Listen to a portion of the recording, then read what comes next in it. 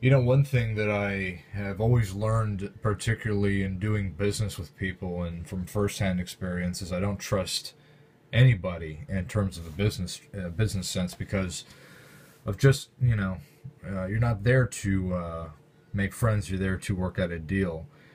And one of the things is that I don't trust a lot of people that are in this whole supposed of talking about men's issues. I'm very wary about just from my view on it. I guess I can only work from my view on it, but I don't trust a lot of what certain people say just because I follow very closely what people do.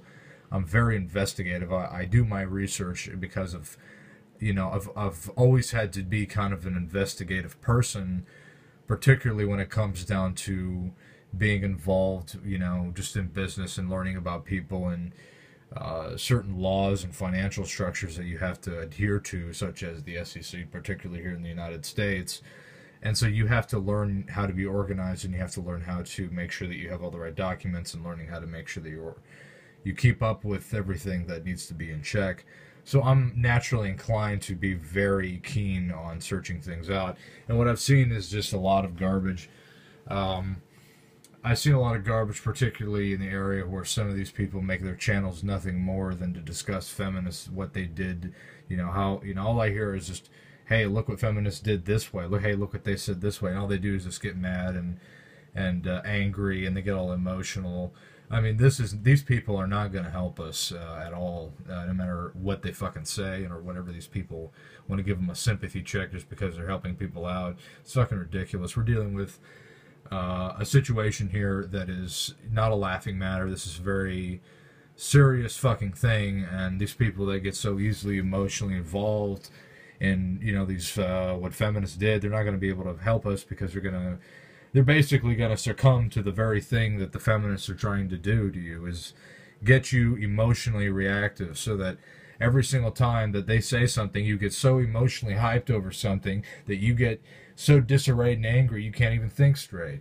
I mean, these are the people. I mean, these people. These are the kind of people that we want to discuss issues that we're having here. I don't think so, because these are going to be the first people that break when something crazy happens, right? So you have to have sane and people that are willing to stay calm under tough and difficult situations. Um, and you don't want these people that are certain people in this area that are voicing men's issues to come up about, because all their channels are just devoted to talking about what feminists do. For fuck's sake. We already know what they do. They're fucking crazy. They're mentally ill and insane, brainwashed, propagandized people that have been affected by this, and they're gone. They're gone. There's nothing you can do with these people, and arguing with them is just going to create yourself more problems. The whole point of them wanting to do this is to emotionally get you involved. It's the whole point of it all.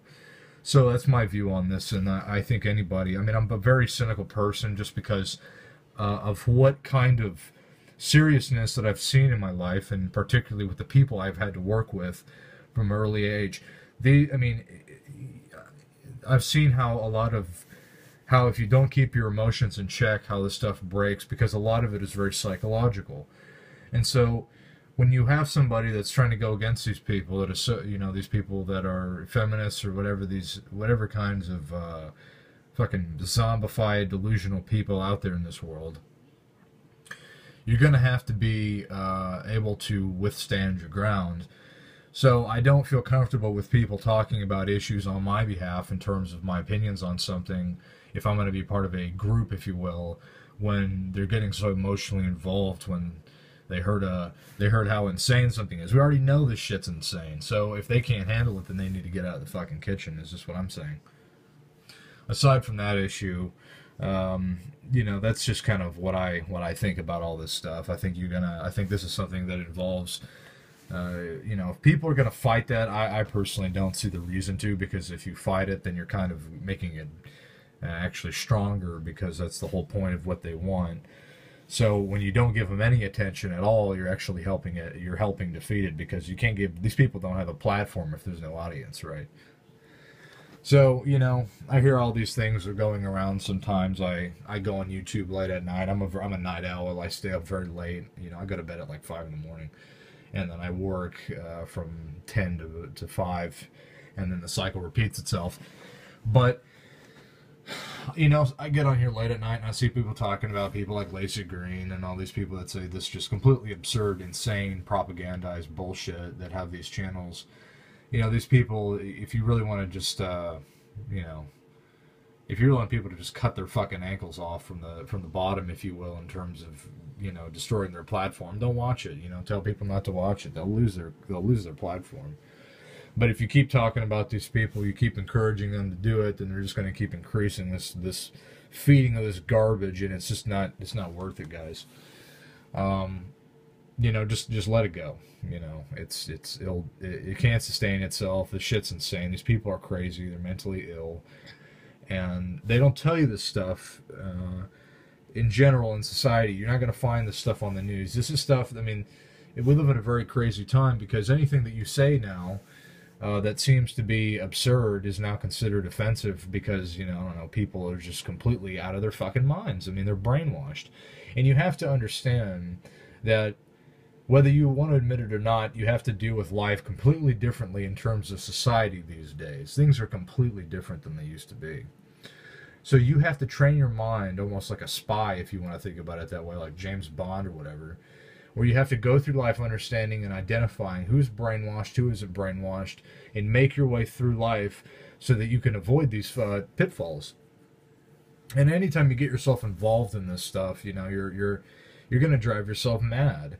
I remember when I very first got started watching, you know, MGTOW content, MGTOW creator, people that create content.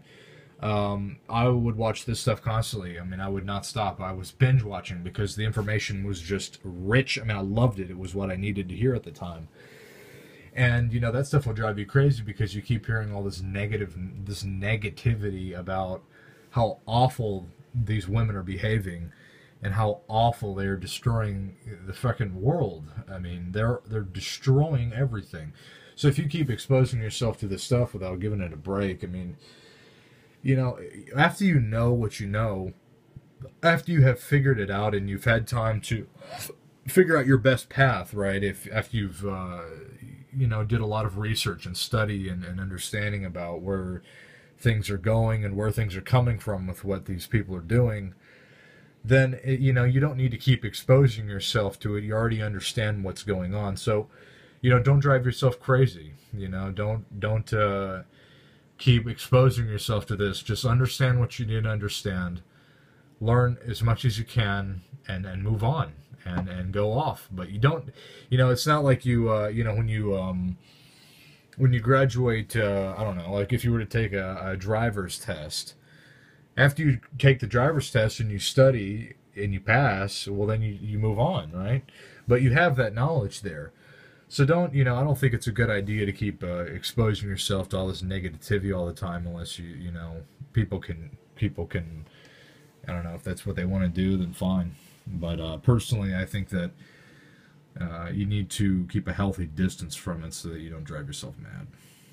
So, just words of advice to any people that stumble across in the MGTOW community or young men out there that are interested in being a part of it. You know, just take your time, be patient, and don't worry too much because, you know, in the end, it's knowledge and it's there to help you and it's there to teach you things and help you apply it to your life to better yourself. But you shouldn't feel so depressed or down all the time.